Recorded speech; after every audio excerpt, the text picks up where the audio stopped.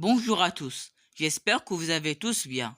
Aujourd'hui, on va voir un nouveau cours dans le SVT, sous-titre La carte topographique. Passons. Voir d'abord les principaux éléments du cours. Alors, grand A, notion de la carte topographique. Grand 2, les composants de la carte topographique. Grand 3, l'orientation de la carte topographique.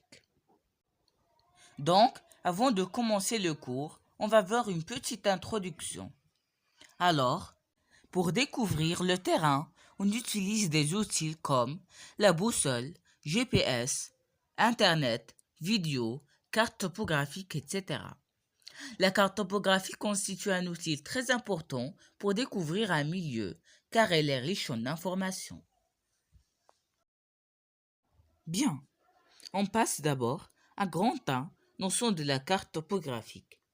Alors on va essayer de donner une petite définition à la carte topographique. La carte topographique est une représentation plane à échelle réduite d'une surface du terrain sur laquelle on voit tous les détails.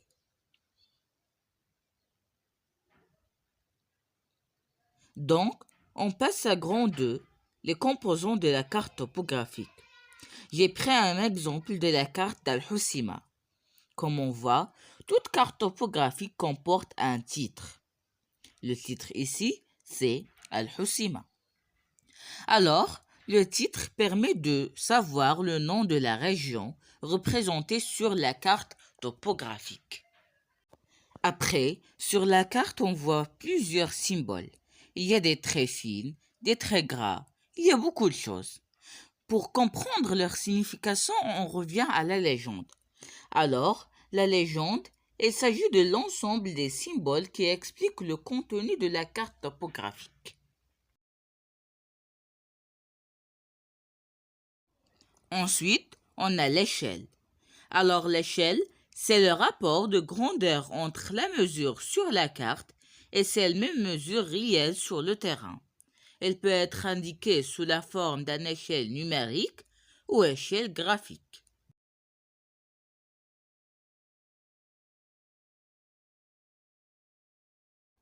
Donc, on passe à un petit exemple pour bien comprendre. Alors, on a E est égal à 1 sur 10 000. Donc, 1 sur 10 000 signifie que 1 cm sur la carte représente 10 000 cm sur le terrain. Et on peut écrire l'échelle sous la forme suivante. E est égal à petit d sur grand D.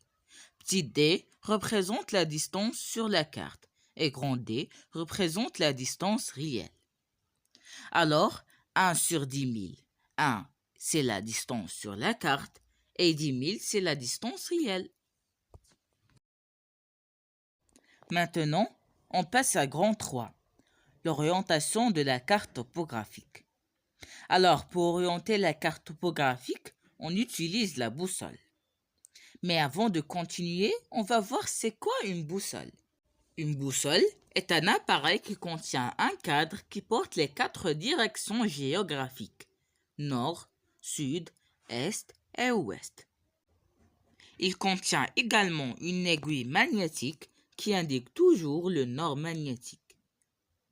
Et comme le montre l'image ci-contre, la flèche rouge représente l'aiguille magnétique.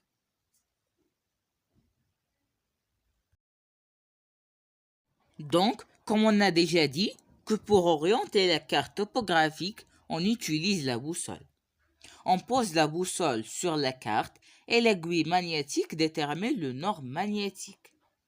Et enfin, on tourne la carte lentement sans toucher la boussole jusqu'à l'aiguille de la boussole superpose sur la flèche de nord géographique dessinée sur la carte. Donc, voici quelques illustrations concernant les étapes de l'orientation d'une carte topographique.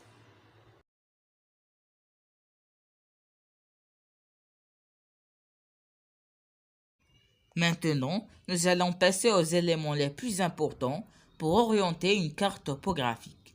Ce sont les points cardinaux. Il existe 4 points cardinaux principaux. Il y a le nord, le sud, l'est et l'ouest. Chaque mot est symbolisé par la première lettre avec laquelle elle commence. Comme exemple, le nord est symbolisé par la lettre N, le sud par la lettre S, l'est par la lettre E et l'ouest par la lettre O.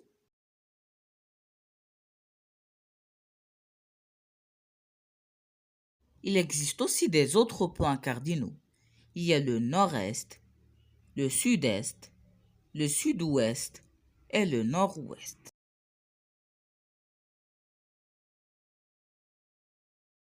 Voilà, c'était notre cours pour aujourd'hui. J'espère que vous avez bénéficié de cette vidéo et à la prochaine, Inch'Allah.